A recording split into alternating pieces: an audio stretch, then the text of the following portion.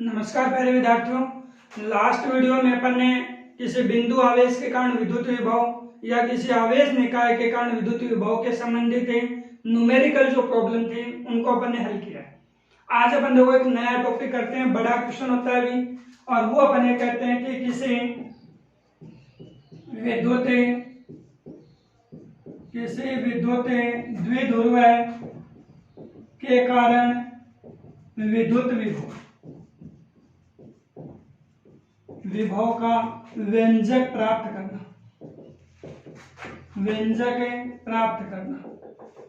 जो देखो आपको 2020 में आया था, अभी 21 में तो इस बार कोई एग्जाम नहीं हुई, लेकिन 2020 में जो एग्जाम हुई थी उसमें ये क्वेश्चन आया था, 4 अंक का था। पहली बार एकमात्र देखो अपने पास जो क्वेश्चन है 2012 से लेकर 20 तक के जो पेपर थे उनमें अपने पास ये जो क्वेश्चन है वो एक बार आया हुआ है। 20 वाले पेपर में था, 4 अंक का था, किसी विद्युत द्विध्रुव के कारण विद्युत विभव का व्यंजक प्राप्त कीजिए। तो अपन देखो यहाँ इसकी बात अपन पहले कर चुके हैं, याद हो तो अपन ने कहा था कि एक ऐसा निकाय होता है जिसमें समान परिमाण के परंतु दिशा में विपरीत प्रकृति के दो आवेश एक दूसरे से अति अल्प दूरी पर स्थित होते हैं, तो ऐसा निकाय क्या होता है? विद्युत द्विध्रुव होता है। फिर अपन यहाँ पे देखो जो बात करेंगे विद्युत द्विध्रुव वाली, तो देखो अपने को ये बात करनी है, -q आवेश +q आवेश और इनके बीच की दूरी कितनी? 2a अपन करेंगे। फिर अपन ने डेरिवेशन में बात की है विद्युत विभव, तो विद्युत विभव वाली बात याद रखनी है कि ये अपने पास बिंदु O होता है, यहाँ पे q आवेश होता है, ये r दूरी होती है, यहाँ p बिंदु होता है। तो बिंदु आवेश के कारण विभव क्या होता है कि q/r होता है। बिंदु आवेश के कारण जो विभव होता है वो अपने पास कितना होता है कि q/r होता है। इसकी बात अपने को यहाँ पे करनी है, ठीक है ना। अब अपनी हेडिंग पे आओ कि विद्युत द्विध्रुव के कारण विद्युत विभव अपन कैसे ज्ञात करेंगे। मैं देखो ये लिख दूं कि माना कि F भी एक विद्युत द्विध्रुव है। देखो ये लिख रहा हूं कि माना कि F भी एक विद्युत द्विध्रुव है जिसके A बिंदु पर ऋणावेश है, B बिंदु पर क्या धनावेश है, इनके बीच की दूरी क्या है? 2a है। द्विध्रुव का केंद्र O मान लो, द्विध्रुव का केंद्र अपन कितना कह रहे हैं? O कह रहे हैं। तो O यदि द्विध्रुव का केंद्र है तो ये दूरी कितनी होगी? a, और ये दूरी भी अपनी कितनी बनेगी? a बनेगी, ठीक है ना। तो अपन और इस रेखा को वैसे अक्षीय रेखा अपन बोलते हैं। अब अपन ये कह रहे हैं कि विद्युत द्विध्रुव के केंद्र से थीटा कोण बनाते हुए स्मॉल r दूरी पर कोई बिंदु क्या है? P है। द्विध्रुव के केंद्र से इस बात को कितना कोण बनाएगी? वो थीटा कोण बना रही है। तो थीटा कोण बनाते हुए अपने पास स्मॉल r दूरी के ऊपर अपन ने क्या मान लिया? कोई बिंदु P मान लिया, और कोई बिंदु P मान लिया तो ये कोण अपन ने कितना मान लिया? थीटा है। और इस P बिंदु के ऊपर अपन क्या करना चाह रहे हैं? विद्युत विभव ज्ञात करना चाह रहे हैं, ठीक है ना। इस P बिंदु के ऊपर अपन क्या करना चाह रहे हैं? विद्युत विभव को ज्ञात करना चाह रहे हैं। एक बार वापस से सुनना कि माना कि F भी एक क्या है? विद्युत द्विध्रुव है जिसके A बिंदु पर क्या है? ऋणावेश और B बिंदु पर क्या है? धनावेश है। इनके बीच की दूरी क्या है? 2a है। द्विध्रुव का केंद्र O है, और O यदि केंद्र होते ही इनके बीच की दूरी है a हो जाएगी, ये दूरी भी कितनी होगी? a होगी। द्विध्रुव के केंद्र O से थीटा कोण बनाते हुए स्मॉल r दूरी पर स्थित कोई बिंदु क्या है? P है, जिसके ऊपर अपन क्या करना चाह रहे हैं? विद्युत विभव का ज्ञात करना चाह रहे हैं। अब देखो मैं ये लिखता कि एक लाइन में लिख देता बिंदु A पर उपस्थित -q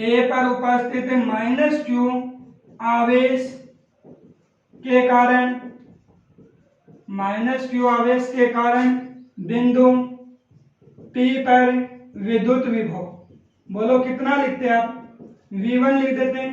बिंदु आवेश है तो अपन क्या करते हैं? जो आवेश है उसको K से गुणा कर देंगे और उस आवेश की बिंदु P से दूरी देख लेंगे। तो इस आवेश को अपन यहाँ तक मिला देंगे, तो ये दूरी मान लो R1 होती और विभव होता वो कितना होता? V1 होता। तो अपने पास ये होता क्या कि माइनस का q/r1 होता है, यही होगा। इस आवेश की बिंदु P से दूरी देख लो, वो दूरी अपन ने कितनी मान ली? R1 है, वो अपन ने मान ली। अब ऐसे ही लाइन में लिखता, देखो बिंदु B पर उपस्थित +q आवेश के कारण बिंदु P पर विद्युत विभव। तो बिंदु P के ऊपर विद्युत विभव ज्ञात करेंगे तो V2 होगा क्या, और वो विद्युत विभव जो कितना बनेगा K प्लस Q आवेश हो गया और बीच की दूरी, तो इस आवेश को इससे मिला दो बिंदु P से, तो बिंदु P से अपन यदि मिलाएंगे तो ये अपन लाइन है वो अपन यहाँ पे कर देते हैं भाई, ठीक है ना, और इसके साथ वो अपन ये कर लेंगे, तो ये अपने पास V2 हो गया, ये दूरी कितनी कर लेंगे R2 अपन कर लेते हैं, तो ये अपने पास कितना हो गया, ये हो जाएगा, ठीक है ना। या अपन प्लस यदि नए भी लगा रहे हैं तो यहाँ पे यू छोड़ दो, KQ में R2 हो जाएगा। तो देखो ये भी अपने पास ऋणावेश के कारण बिंदु P के ऊपर विभव V1, धनावेश के कारण बिंदु P के ऊपर विभव V2 है, तो दोनों विभव बिंदु P पर ही, तो परिणामी विभव क्या होगा, तब अपन ये लिख देंगे, तब बिंदु P पर परिणामी विद्युत विभव, परिणामी विद्युत विभव V बराबर क्या होगा भाई, V1 प्लस V2 होगा।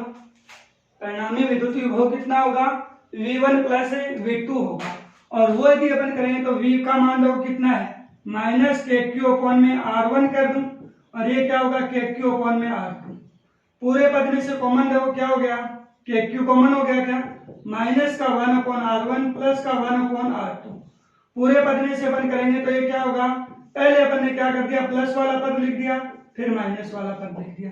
अब अपन देखो एलसीएम लेते हैं, तो एलसीएम बोलो अपने पास कितना आएगा भी, कोई संख्या होती है तो उसको अपन एलसीएम ले लेते हैं, लेकिन यहाँ पे नहीं है तो अपन इनको क्या करेंगे, गुणा कर देंगे, आपस में गुणा करेंगे R1 R2, तो यहाँ पे R2 है तो यहाँ क्या हो गया R1, यहाँ पे R1 है तो यहाँ क्या रह जाएगा R2 आ जाएगा, इसको आप समीकरण नंबर 1 मान लो।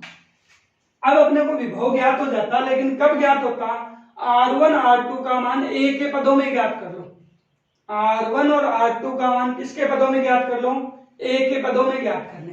तो अपन देखो यहाँ पे ये लिखेंगे R1 एवं R2 का मान ज्ञात करने के लिए, ज्ञात करने के लिए अपन देखो ज्ञात करने के लिए क्या करते हैं कि OP जो रेखा है ना उसको अपन पीछे की ओर बढ़ाते हैं, OP रेखा को अपन क्या करते हैं, पीछे की ओर बढ़ाते हैं, OP रेखा को क्या किया, पीछे की ओर बढ़ाया, और बढ़ी हुई OP रेखा पे अपन ने क्या कर दिया, बिंदु A से इसके ऊपर लंब डाल दिया, बढ़ी हुई OP रेखा उसको अपन ने पीछे की ओर बढ़ाया, और बढ़ाकर अपन ने इस बिंदु को मान लो C कर दिया, और बढ़ी हुई से बिंदु के ऊपर अपन ने क्या कर दिया, इस पे लंब डाल दिया, और लंब डालते ही अपन ने देखो यहाँ बिंदु A से लंब इसलिए डाला है ताकि PC जो रेखा है वो लगभग किसके बराबर हो जाए, PA के बराबर। यदि न भी है तो उसको अपन क्या मान लेंगे, अप्रोक्सीमेट मान लेंगे, अप्रोक्सीमेट का मतलब अपन कह रहे हैं लगभग बराबर मान लेंगे, तो PA है वो अपन क्या कर देंगे,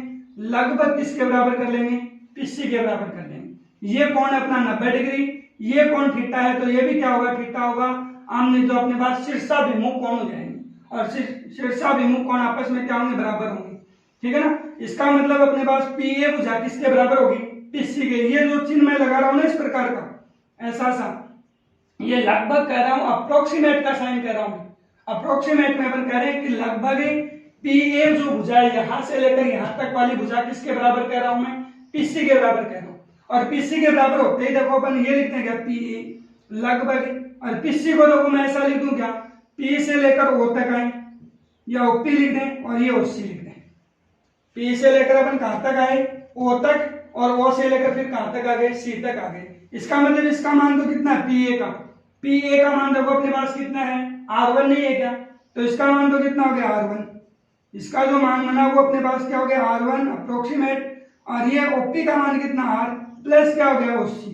अब अपने को किसका मान चाहिए, OC का मान चाहिए भी। OC का मान अपन ज्ञात करने के लिए देखो अपन क्या करते हैं, OC का जो मान अपन ज्ञात करना चाह रहे हैं वो अपन ज्ञात करने के लिए यहाँ पे देखो क्या करेंगे, OC का मान ज्ञात करना चाह रहे हैं तो OC का मान ज्ञात करने के लिए देखो त्रिभुज AOC में ही देख लो, AOC में अपनी देखो मैं बार बार बता चुका हूं, जिस भी भुजा के ऊपर आप दो कोण है वो अपन डिनोट कर देते हैं, वो उसका क्या बनेगा, आधार बनेगा।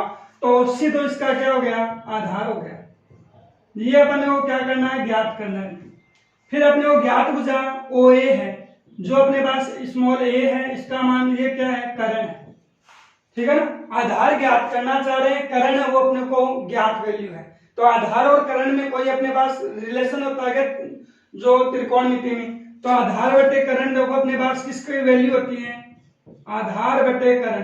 तो आधार बटे करण करेंगे तो क्या होगा, कोस ऑफ थीटा। आधार का मान कितना हो गया, 80 हो गया, करण का मान कितना हो गया a, तो कोस ऑफ थीटा, तो 80 बराबर क्या हो गया, a कोस थीटा हो गया। ये अपने पास किसका मान हो गया, 80 का मान हो गया, ठीक है ना। ये तो अपने पास 80 आ गई, तो इसका मतलब अपन ने किसका मान ज्ञात कर लिया, तब अपन ये कह देंगे R1 बराबर क्या है, R प्लस 80 तो है, तो ये R1 के बराबर क्या हो गया, R plus a cos theta हो गया क्या। इसका मतलब R1 का मान तो आ गया एक ही पदों में, R1 का मान तो किसके पदों में आ गया कि R1 का जो मान है R a और थीटा के पदों में आ गया अभी। तो ये तो अपने R1 का हो गया। अब अपने को किसका मान चाहिए, R2 का मान चाहिए। तो R2 का मान अपन ज्ञात करें तो क्या मैं ये कहूं क्या OP रेखा और PB रेखा बराबर है क्या। अपने डायग्राम में देखो कि OP रेखा और PB रेखा के आपस में बराबर है। OP रेखा और एक PB रेखा की बात कर रहा हूं, ये आपस में बराबर है क्या। तो इनका पथ मैंने बराबर करने के लिए यहां से क्या कर दिया, बिंदु B से इसके ऊपर लंब डाल दिया, तो इसके आगे आगे का जो पथ है वो क्या हो गया, बराबर हो गया। इसका मतलब मैं ये लिख दूं क्या कि अपने पास PB भुजा है वो अप्रोक्सीमेट हो जाएगी PD की।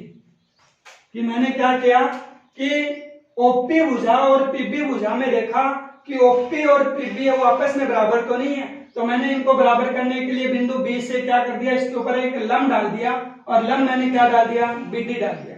OP रेखा के ऊपर लंब क्या डाल दिया, BD डाल दिया है, और BD जैसे ही लंब डाल रहा हूं तो इसका मतलब क्या हो गई, PP जो भुजा है वो लगभग किसके बराबर हो गई, PD के बराबर हो गई।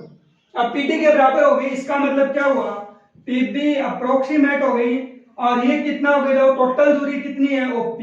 OP में से मैं OD घटा देता, OP में से देखो टोटल भुजा ये है, और इसमें से मैं इतना सा ये जो पार्ट है ना वो हटा देता हूं, और ये हटाते ही देखो किसके बराबर होगी, PD के बराबर होगा या नहीं होगा, यही हुआ क्या। और मैं PB को क्या लिख दूंगा, R2 अप्रोक्सीमेट, और ये क्या हो गया R माइनस OD हो गया। इसका मतलब अपने को फिर किसका मान चाहिए, OD का मान और ज्ञात करना पड़ेगा। OD का मान और अपन ज्ञात करेंगे तो देखो एक बार मैं वैल्यू लिख देता हूं, V की वैल्यू ये आ रही है कि Q R1 minus R2 R1 upon में R1 R2 यही है। अब देखो इसका मान ज्ञात करने के लिए एक आपके पास त्रिभुज बना हुआ है BOD में, त्रिभुज ट्राइंगल जो बना हुआ है BOD, इसमें देखो OB भुजा है वो अपने को ज्ञात है, वो ज्ञात है, इसका मतलब ये क्या है, करण है। और अपन क्या ज्ञात करना चाह रहे हैं, OD ज्ञात करना चाह रहे हैं, वो अपने पास क्या है, इसका आधार है। वही काम हुआ कि आधार ज्ञात करना चाह रहे हैं और करण अपने को ज्ञात वैल्यू है। देखो त्रिभुज है, ये इसका क्या बन गया, आधार। दो कोण इसी में अपने पास, जब अपन इसी लाइन के ऊपर अपन ने कोणों को डिनोट किया है तो ये इसका आधार हो गया। ये अपन ने लंब डाला था, इसका ये लंब हो गया, और लंब के सामने की भुजा हमेशा क्या होती है, करण होती है। तो ये अपने पास करण होंगी, तो यहां से अपन क्या कर लेंगे, इस ट्राइंगल में आधार बटे करण की बात अपन यहाँ पे करेंगे। आधार बटे करण की बात करेंगे तो ये क्या हो गया, कोस ऑफ थीटा। तो आधार की वैल्यू देखो अपने पास कितनी हो गई, आधार है वो अपन यहाँ पे कितना लिख देंगे कि आधार को अपन यहाँ पे जो लिखेंगे वो अपने पास कितना कर देंगे कि आधार की जो बात अपन यहाँ पे कर रहे हैं, तो आधार तो अपने पास क्या हो गया OD, और करण है वो A, और ये कोस ऑफ थीटा। इसका मतलब OD का मान कितना आ गया, A कोस थीटा आ गया। ये OD का मान अपन यहाँ पे रख देंगे, तब अपने पास देखो R2 का मान क्या होगा, तब R2 बराबर अपन ने क्या लिखा है, R माइनस OD। तो R2 बराबर क्या है, R minus A cos of theta लिखा है। तो ये अपने पास किसका मान हो गया, R2 का मान हो गया। तो अपन ने देखो V का मान जो ज्ञात किया है वो KQ अपॉन में यही ज्ञात कर रखा है अभी, KQ कोष्टक में R1 माइनस R2 अपॉन में R1 R2 यही ज्ञात कर रखा है। तो R1 का मान ज्ञात हो गया, R2 का मान अपने को ज्ञात हो गया, तो R1 और R2 की वैल्यू किस में रख दो कि समीकरण 1 में रख दो, ठीक है ना। कि अपन ये कहते हैं कि R1 और R2 की जो वैल्यू है वो अपन किस में रख देते हैं, समीकरण 1 में रख देते हैं। समीकरण 1 देखो यही है क्या, अपने समीकरण 1 है वो यही है क्या, और मैं ये कहता हूं R1 R2 का मान समीकरण 1 में रखने पर और 1 में रखेंगे तो अपने पास वो यहाँ पे कितना होगा, यहाँ पर रखेंगे v, ये क्या होगा के क्यू। r1 का मान कितना है r plus a cos theta minus r a minus cos of theta upon में क्या हो गया r plus a cos theta और ये क्या हो गया r a minus cos of theta. यही हुआ क्या। अब देखो v बराबर क्या हुआ के क्यू हो गया, ये कितना हो गया r plus a cos of theta minus r plus का ए कोस ऑफ थीटा और ये अपन एक बार जो पद है वो यूं के में रखते हैं। ऐसा ही हुआ क्या, ये अपने पास ये हो गया।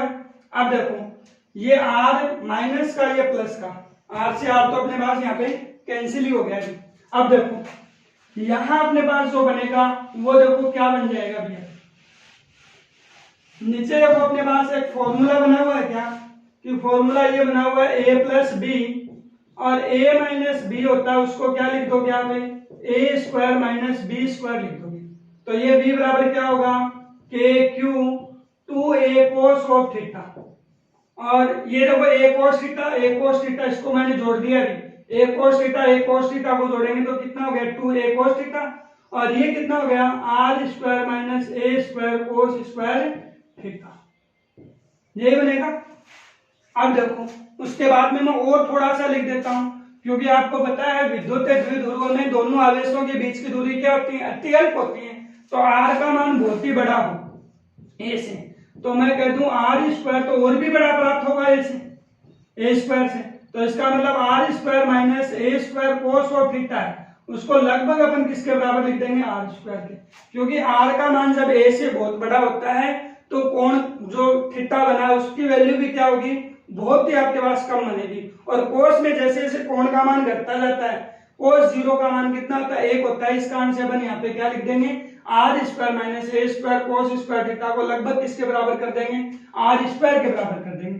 तो जब ऊपर वाली स्टेप में ये कंडीशन यहाँ लगाऊंगा तो v बराबर क्या होगा के Q 2a cos of theta होगा अपॉन में क्या बन गया आर स्क्वायर बन गया। अब देखो ये वैल्यू देखो अपने पास किसकी है, ये वैल्यू देखना अपने पास किसकी है अभी कि अपन विद्युत द्विध्रुव आघूर्ण लिखा था। विद्युत द्विध्रुव के किसी एक आवेश का परिमाण और उनके दोनों आवेशों के बीच की दूरी का गुणनफल क्या कहलाता है विद्युत द्विध्रुव आघूर्ण कहलाता है।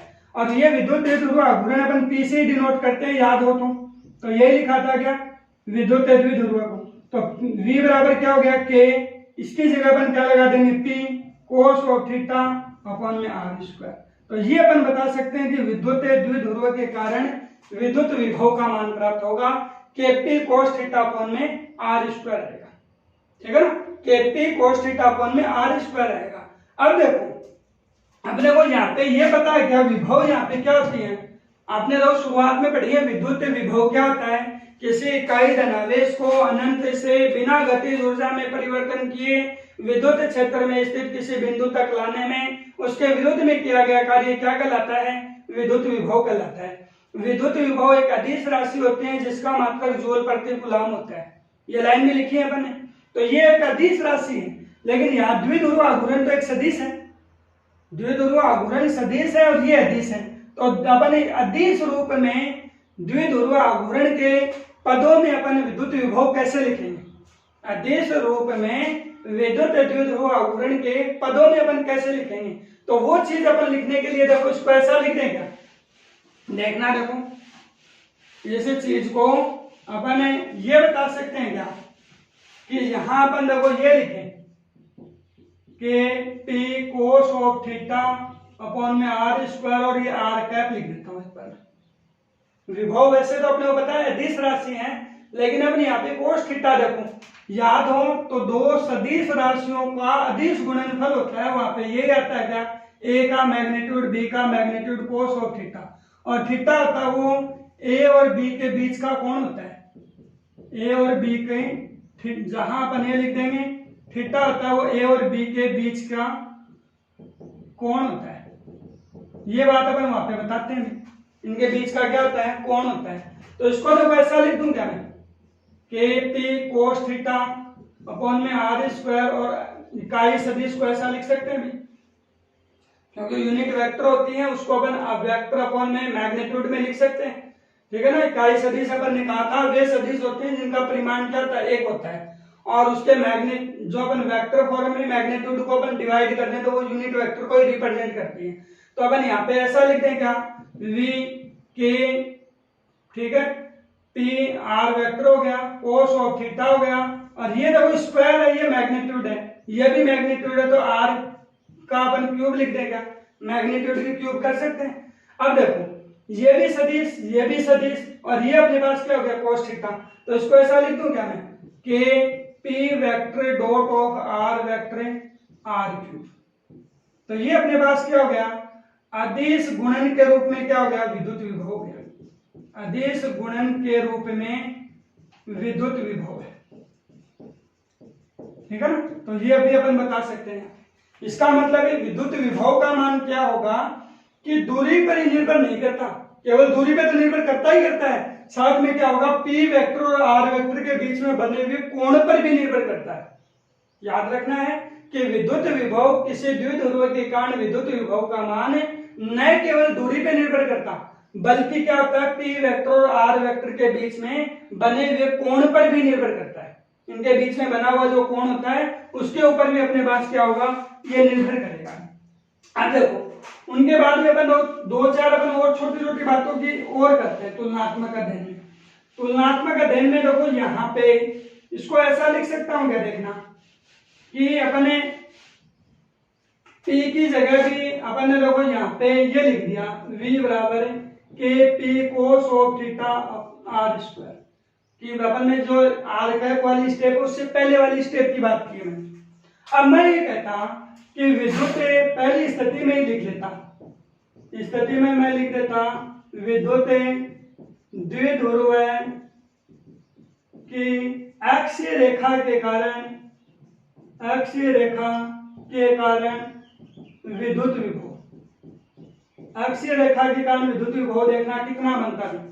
तो अक्षीय रेखा है, तो अक्षीय रेखा मतलब दोनों आवेशों को मिलाने वाली रेखा के अनुदिश, और मिलाने वाली रेखा के अनुदिश है तो पी वेक्टर और इनके बीच में कोण कितना बनेगा, 0 डिग्री बनेगा, और 0 बनेगा तो v अक्षीय का मान दो कितना होगा, के पी कोस ऑफ 0 अपॉन में आर स्क्वायर। तो v अक्षीय का मान कितना होगा, कि अपन दो ये लिख दें के पी अपॉन में आर स्क्वायर कर सकते हैं, ठीक है ना। अक्षीय रेखा के कारण विद्युत विभव का मान क्या होगा, के पी अपॉन में आर स्क्वायर होगा। स्थिति नंबर 2 की बात करता हूं, विद्युत द्विध्रुव की निरक्षीय रेखा के कारण, विद्युत द्विध्रुव की निरक्षीय रेखा के कारण, निरक्षीय रेखा के कारण अपन विद्युत विभव ज्ञात करते हैं। तो क्या होगा, निरक्षीय रेखा का मतलब अक्षीय रेखा के लंबवत रेखा, और अक्षीय रेखा के लंबवत रेखा की बात अपन करेंगे तो थीटा का मान कितना लगाएंगे, 90 डिग्री लगाएंगे। तो 90 डिग्री अपन लगाएंगे तो यहाँ पे कितना होगा, कोस 90, तो देखो यहाँ पे तो लगाना है अपने को के पी कोस ऑफ 90 डिग्री और आर स्क्वायर। कोस 90 का मान कितना होता है, 0 होता है, तो v निरक्षीय का मान कितना होगा, 0 डिग्री होगा। याद रखना अभी डायरेक्टली, कई बार भूल लेते हैं कि विद्युत द्विध्रुव की अक्षीय रेखा के कारण विद्युत विभव कितना होगा, आपको वहां पे अक्षीय रेखा के कारण तीव्रता याद आ जाती है।